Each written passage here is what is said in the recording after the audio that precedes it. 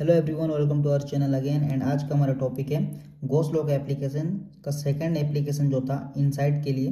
किसी भी hollow spherical shell पे अगर इनसाइड पे हम एक पॉइंट मानेंगे पी और उस पर इलेक्ट्रिक फील्ड इंटेंसिटी कितना बनता है उसको देखने वाले हैं। इसके पहले वाला में हम लोग क्या किए थे, हम लोग सेम एक होलो स्फेरिकल सेल लिए थे और हम एक पॉइंट माने थे बाहर पे, आउटसाइड पे, सेल के आउटसाइड पे पी करके, और वहाँ पर हम लोग इलेक्ट्रिक फील्ड इंटेंसिटी निकाले थे जो कि आया था E इक्वल टू के क्यू बाई आर स्क्वायर। तो इस बार हम लोग देखते हैं कि इस बार कितना आता है इनसाइड के लिए। तो ये गॉस लॉ का ही एप्लीकेशन है, गॉस लॉ की मदद से ही इसको भी डेरिवेशन करने वाले हैं। बट इस पर बस चेंज इतना है कि होलो स्फेरिकल सेल के अंदर पे हम लोग एक पॉइंट मानेंगे, जैसे कि इस पिक्चर पे है पी सेम। तो इस पिक्चर को पहले कंसिडर करते हैं। Let us consider a hollow spherical charge shell of radius R. Let a point P inside the shell at a distance r from the center where we calculate total electric field intensity। इसका मतलब होता है कि let us consider hollow spherical charge shell, यानी कि हम लोग मान लेते हैं कि हम एक होलो स्फेरिकल चार्ज सेल लिए हैं जिसका रेडियस कितना है r है।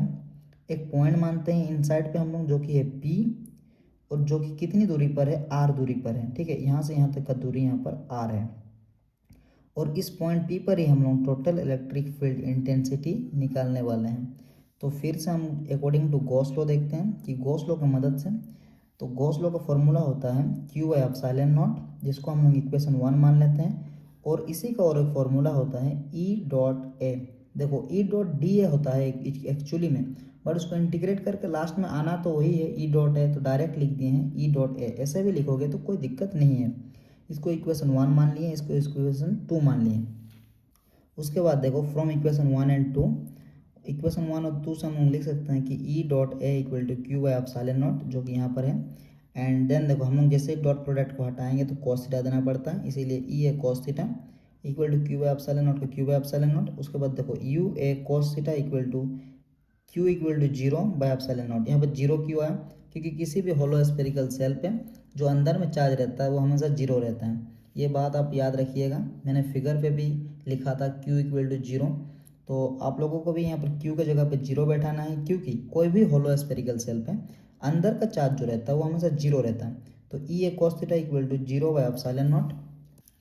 उसके बाद देखो E A cos theta equal to zero by epsilon naught हमारा आ चुका था, क्योंकि इनसाइड पे जो चार्ज रहता है वो हमेशा जीरो रहता है, और जीरो से किसी भी चीज़ को डिवाइड करोगे तो जीरो ही आएगा। तो E A cos theta equal to zero, और अगर E A cos theta equal to zero आ गया है मतलब electric field intensity equal to zero आ गया है। तो जीरो आ गया मतलब तो और कुछ उसको लेना देना ही नहीं है। तो इनसाइड पे अगर हम लोग सिंपली, अगर किसी ने आपको पूछा कि होलो स्फेरिकल सेल पे इनसाइड पे इलेक्ट्रिक फील्ड इंटेंसिटी कितना होता है, तो आप लोगों को बताना है वो होता है जीरो। और आउटसाइड पे इसके पहले वाला वीडियो में देखा है हम लोग, तो उसको भी आप लोग देख लीजिएगा थोड़ा। और ये इनसाइड के लिए है, तो यहाँ पर इनसाइड पे इलेक्ट्रिक फील्ड इंटेंसिटी होता है जीरो। तो मिलते हैं अगली वीडियो के लिए, तब तक के लिए थैंक यू।